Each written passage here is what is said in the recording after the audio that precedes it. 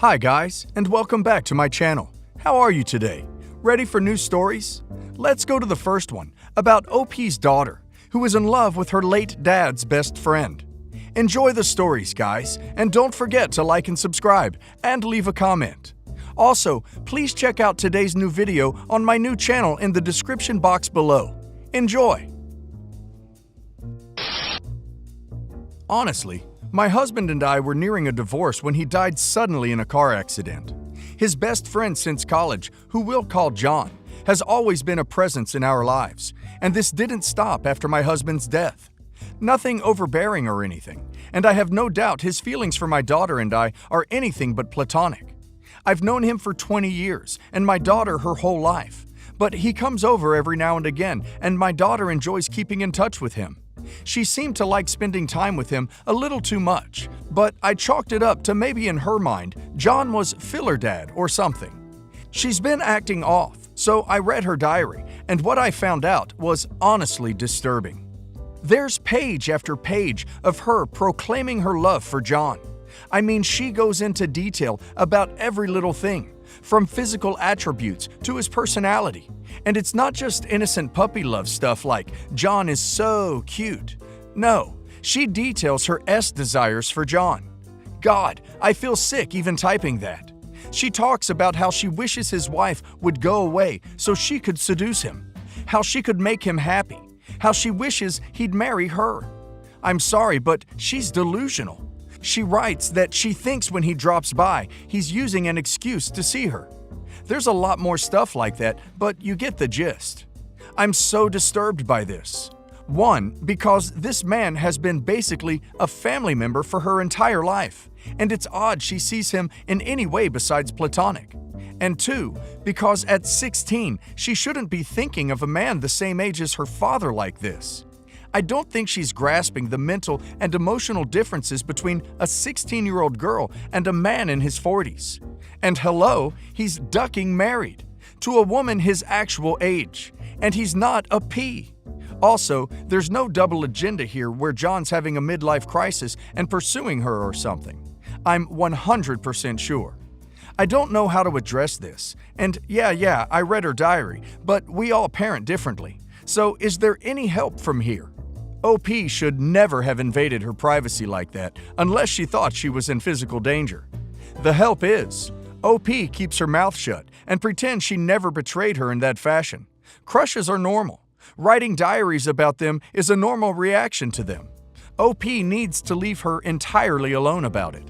OP needs to invite John over a little less maybe, but other than that, she changes nothing. She's 16. OP should not be disgusted at the thought of her 16-year-old daughter being aware. She's figuring this stuff out, and she was doing so in her own safe space and in a way that hurts no one.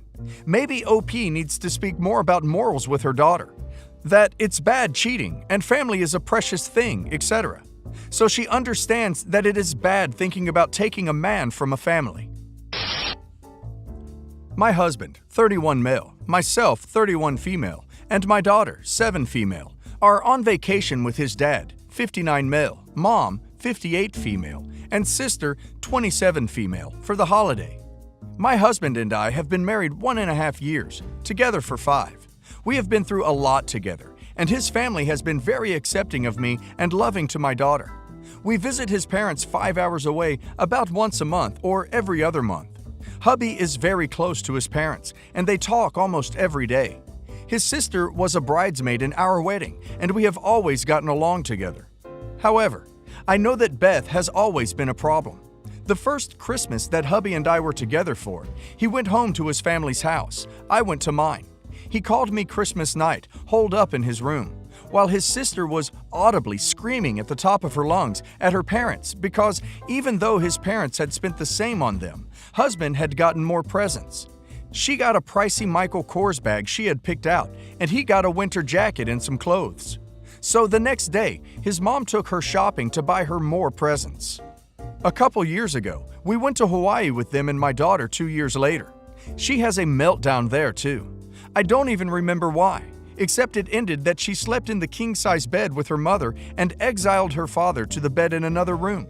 When they visited us for Thanksgiving weekend, we went to a nearby city with plans to go to the aquarium and out to dinner. In the car, Beth was upset about something.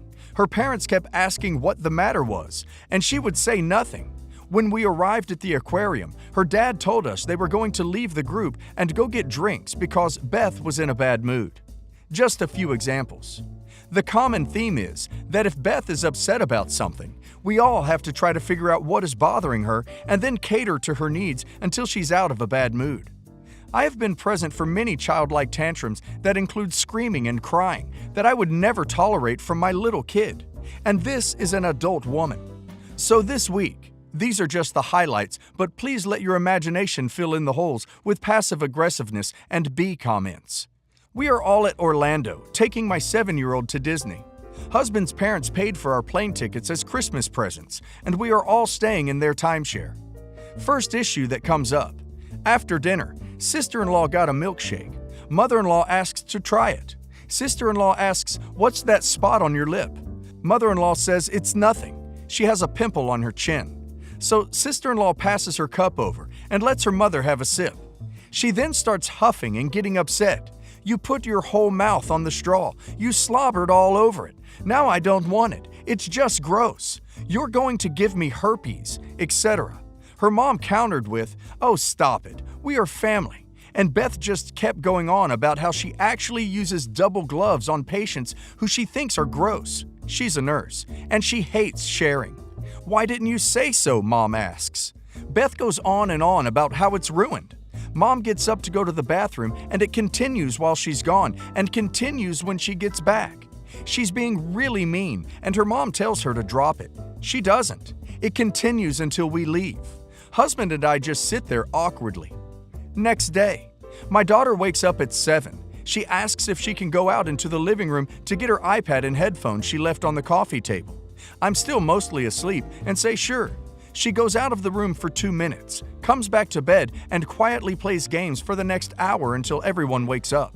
Apparently, the walking into the room disturbed Beth, who was sleeping on the pull-out couch in the living room. After we all get up and shower, etc., ready to go, Beth is refusing to go to the parks with us. Her parents squabble with her. She calls her mom a bee and slams the door. Her dad says she has to go. She says she hates us all. This family is annoying. She screams at everyone. We go outside. Her dad talks to her for a few minutes, and she comes out with tears streaming. At this point, we don't even know why she's mad. She spends the whole day sulking and being passive-aggressive. She eventually tells husband that child woke her up. Later, when mother-in-law and I are going to the bathroom, she suggests it's because Beth is on her period. I'm 9 weeks pregnant and also hormonal, but not losing my crap over trivial things. We are told not to leave our rooms in the morning. She also demands that we change our dinner reservations because she doesn't like pasta. Of course, her parents do, and when we get to the other restaurant, she orders pasta. Next day, we are waiting in line for a ride and some kid cuts us. She yells at them and the kid just keeps going. We realize he is rejoining his mom just ahead of us. The mom gives Beth a dirty look and says something to her partner. Beth comments to me that she's talking crap. I say, "So what? Just ignore her." She said, "Well, I didn't know. She doesn't need to be making a big deal about it." And husband says, "Let's shut up. You're going to cause a problem with this woman." Beth flips out, says I'm not standing in line with him for an hour. I'm leaving, and storms off. Her mother follows her, and they go to another part of the park where her mother buys her wine and dessert while we wait for the ride. After she leaves, her dad says to husband, "What did you say to her? You need to be nicer to her." Husband says he's never going on a vacation with her again. This is ridiculous. Dad says, "She said the same thing about you." We meet back up with the group after the ride and starts talking to her dad, and she is crying, literal tears. My daughter tries to give her a hug, and she says, "Leave me alone." We have dinner reservations at 8 p.m. It's only 6 p.m. The three of them are walking 20 feet ahead of us, not telling us their plans. Eventually, they stop at a bar and order beers. Obviously, this is an activity my little kid and pregnant me cannot participate in, nor does husband want to sit around and drink with his angry family. I tell husband this is ridiculous. He agrees, but says if we leave, his parents will be mad. So I call them and say that I'm not feeling well and we would like a room key. Dad comes out of the bar and gives us the key, but he is clearly not happy we are leaving. We get an Uber to a restaurant outside of the park and have a nice stress-free dinner, just the three of us, and get back before them and go to bed. This morning, we stay in our room until 11 so that she can rest undisturbed before going to the airport. I had to feed my daughter snacks and cookies we had in our day bag. At 11, everyone is getting ready outside the room, so I throw on sweats and take daughter to get food. I tell husband to come with us because if he stays, he will get yelled at. He doesn't want to go. He texts me 30 minutes later to let me know that we are being blamed for everything. Apparently, Beth stayed up for hours last night telling her parents how horrible husband is to her, how he never calls her, never tries to spend time with her. She lives 8 hours away. After I leave, they tell him that it's all his fault because you know how your sister is, and not to tell her to shut up because he knew it would set her off. They also say that I manipulated the situation by backing him up, by just standing there. Husband said, "She's my wife. Of course she's going to back me up." Beth started screaming, crying, throwing things. Husband went into his room. Dad came in and asked if he could come say goodbye to his sister. He came out and said bye. She told him to open the door for her as she was rolling her suitcase out. He replied, "So you can hurt me?" She told him she hopes she dies on the plane, that she's never speaking to him again, and she has lost her whole family because of husband and I. I'm on the outside looking in, so I can see a little more clearly. But this family is so conditioned to take her crappy behavior and bend to her will. Some background. I haven't seen this myself, but husband has told me that she has in the past done ridiculous things like stolen her parents' cars and crashed them, then threatened to K herself to get out of trouble. We have 1 day left with parents. Sister has been dropped off at the airport. The main issues are, I'm pretty bitter that his parents are blaming me for any part of this. What are the appropriate boundaries to set here? I do think that Beth is borderline A to her mother, also called her stupid multiple times on this trip, and toxic to the rest of the family. And I don't want our children seeing this. Husband says Beth is claiming she will go no contact with us, but that she has done this a few times before and will eventually start calling him for computer help or to complain about a boyfriend. Obviously, his choice to have a relationship with her or not, but I don't have to.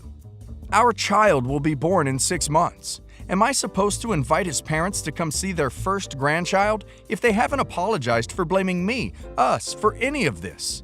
Or do you have another perspective in which we are wrong here? Any other advice? Sounds like sister-in-law is a nightmare, and OP and her husband are being blamed. In these kinds of situations with in-laws, the standard advice is that it's the spouse's role to deal with them.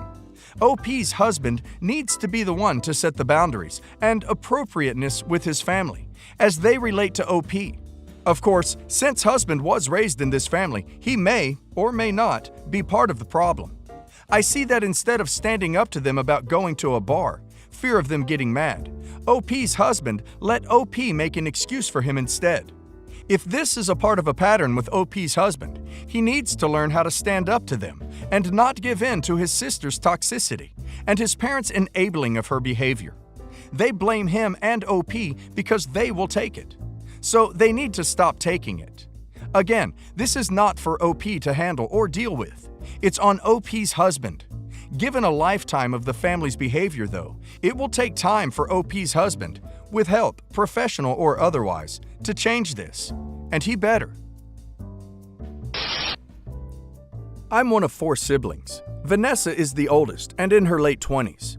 Thomas is about 2 or 3-ish years younger, and then there is myself and my twin brother Matthew, who are in our mid-early 20s, and a couple of years younger than Thomas. So, Vanessa is very into the whole YouTube, Instagram celebrity scene, and started with makeup tutorials, and now has a pretty famous YouTube, Instagram channel with her fiancé, who we'll call Jeremy. In the beginning, it was just a thing Vanessa did, but it really sort of took off and exploded over the last couple of years, and Vanessa and Jeremy now have several 100,000 followers with their daily life vlog. Thomas and his fiancé are now getting into the whole vlogging stuff, kinda piggybacking off the success with Vanessa and Jeremy. Matthew and I have absolutely zero desire to be internet famous. A couple of reasons. It is just not my thing, firstly. I'm someone who doesn't really like attention. I'm not only on the quiet introverted side, as is, which can come across as awkward, but I also suffer from anxiety and am quite thin-skinned and wouldn't really be able to handle the hater side of it. It is a big reason I don't want to be all over this. Matthew just thinks it is all stupid, and neither of us like being bugged by their fans. Like when Vanessa tagged us in a picture, despite us asking her not to upload tag us in pictures. I had to clear 500 plus follow requests and change my Instagram name. The problem is now, but Vanessa and Thomas want all these family events to be part of the vlog and are having trouble respecting that Matt and I do not want this. Vanessa is annoyed I don't want to be in her wedding party because she plans to vlog all the bridesmaid stuff. They are annoyed Matt and I don't want to be at a surprise party she is planning to throw for our mother's birthday because it will be all over the internet. You get the idea, and it is causing a ton of arguments and is the huge reason I am planning to move to Europe for graduate school. I want to be away from it all.